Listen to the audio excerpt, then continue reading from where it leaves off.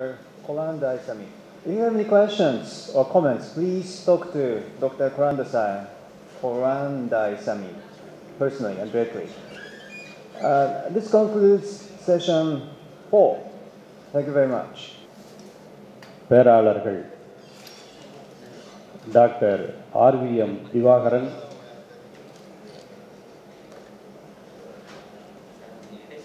Doctor R Somanathan, doctor S Mohanraj,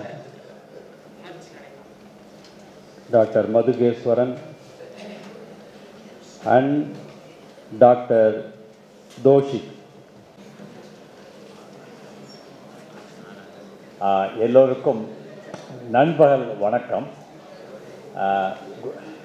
Actually it's about 12 o'clock, past 12 o'clock.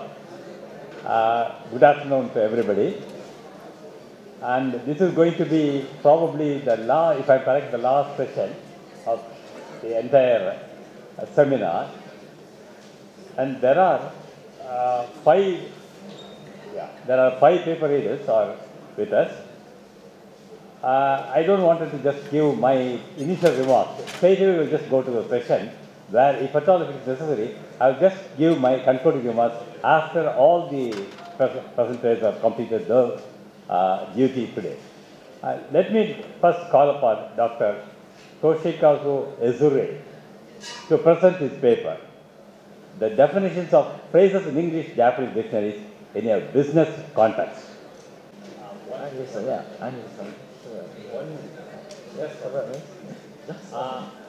One small intrusion. Since there are 5 paper presenters, and the time is going to be, say, about 1 hour. Okay, let's get started with my presentation. Thank you very much for giving an opportunity to make a presentation at MADRAS University First Centenary Diamond Jubilee International Seminar on the Frontiers of Lexicography. My theme is the definition of phrases in English-Japanese dictionaries in business content, and I am focusing on business English and Japanese, but if you have any suggestion in universal phenomena in any language or Tamil, would you please give me suggestion? Okay. My presentation outline is here: introduction, methodology, result, discussion, and conclusion. Okay, first, introduction. Traditionally, teaching business English include learning styles of documents, for example, letters, proposals, and contracts, etc. in Japanese school. However, all business communication not conducted through formal written discourse. For example, we can do small talks during the break time, or we do presentation. We make a presentation with some humor, such as yesterday's Gregory James lectures, example of the biscuit and cookies and cakes. And there are not enough linguistic studies investigating how business phrases in spoken discourse are described in English-Japanese dictionary. So this time I conduct research about the description of the English-Japanese dictionary in business context.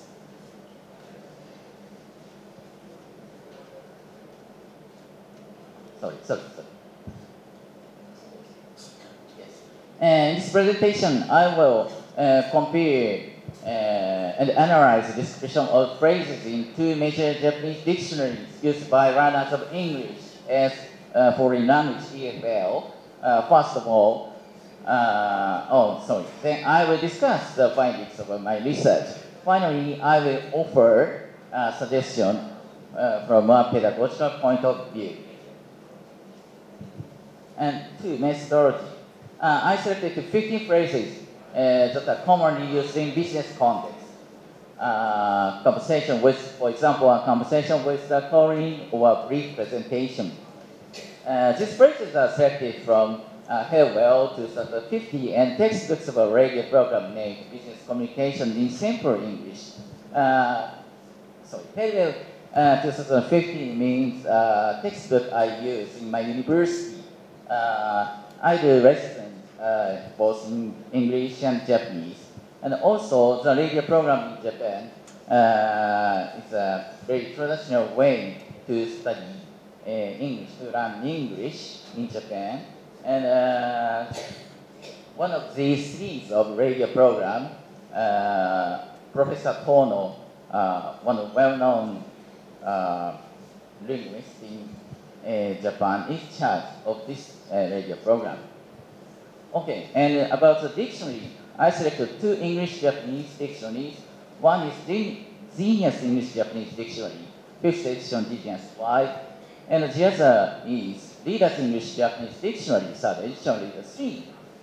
Genius 5 is a best-selling dictionary for intermediate learners, and Reader 3 is the same for the advanced learners in Japan. And the results here, I'm sorry to look at, it's very difficult to watch, and would you like to read my paper when you need to know the details. And these are the results of the 50 phrases.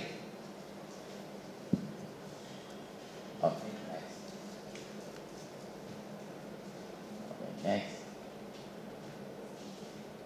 Okay, next.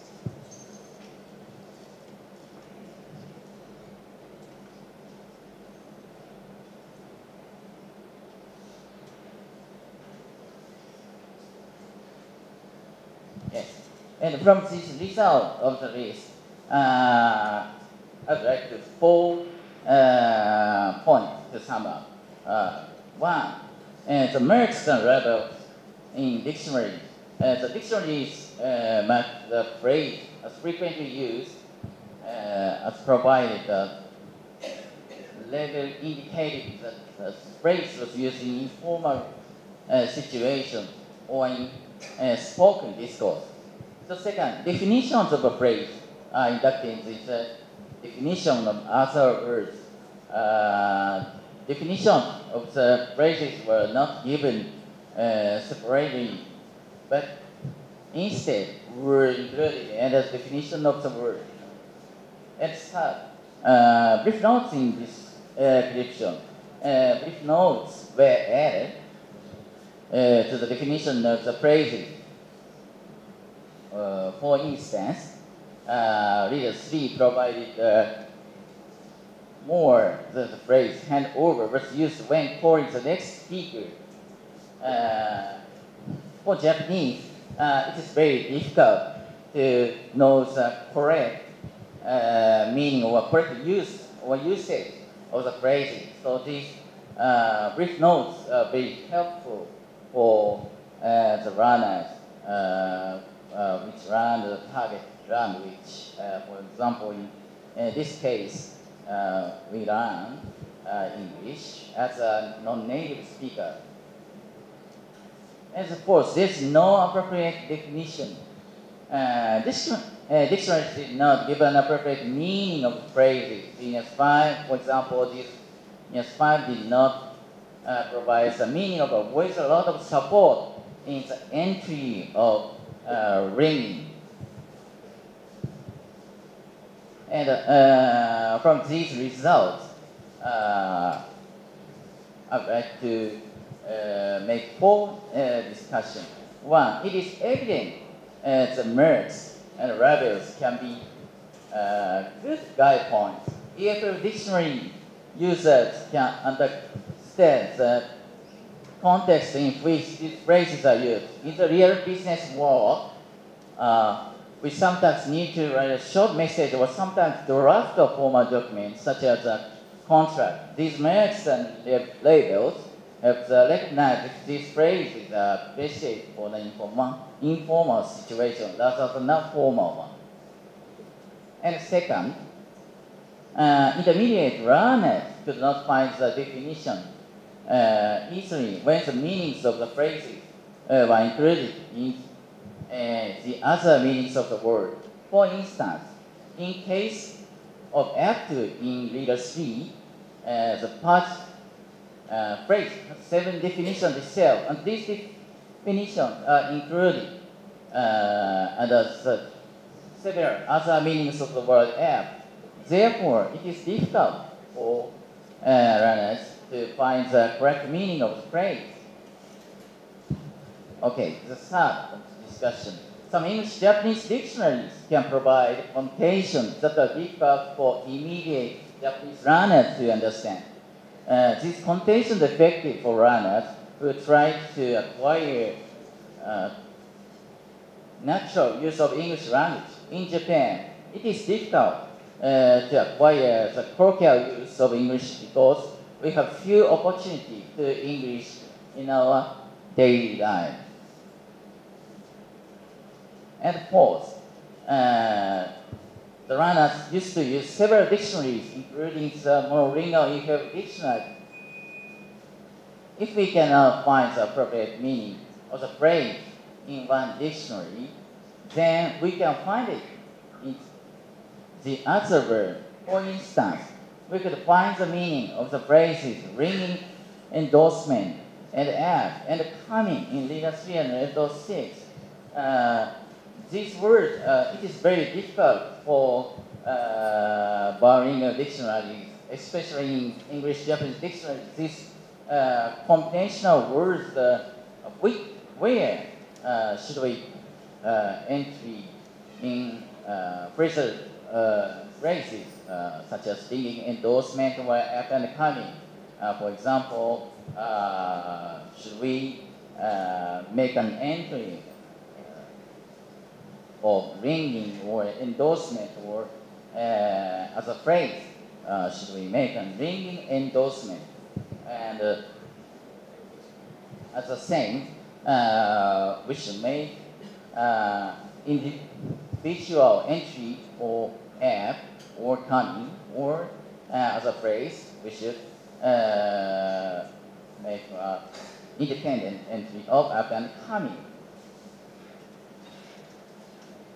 And from the discussion, the results and the discussion, I concluded 4 points. This research focused on description of English phrases for business discourse in English-Japanese dictionaries. The following findings are evident.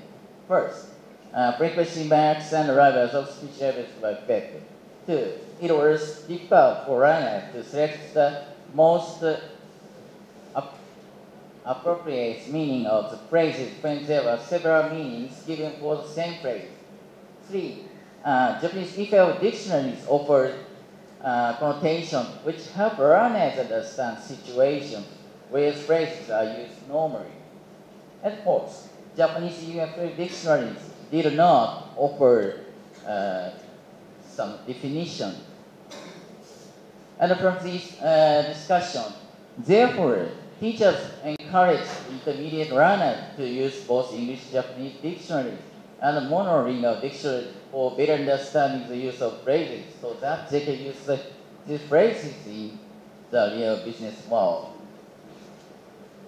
And in fact, in Japan, it is very difficult to encourage students to consult with the dictionaries, because Japanese students who learn English would like to get answers more quickly than learning by themselves. So it's very difficult for Japanese learners of English, and teachers and professors have a face certain level of difficulty to encourage students by themselves. But I believe it is very difficult. It is crucial for Japanese learners especially in intermediate level, to learn English by themselves with using a dictionary. So I'd like to give a proposal. As a proposal, we should encourage students to use dictionaries more and more, even if we are not given the good reputation from students. Thank you very much for listening.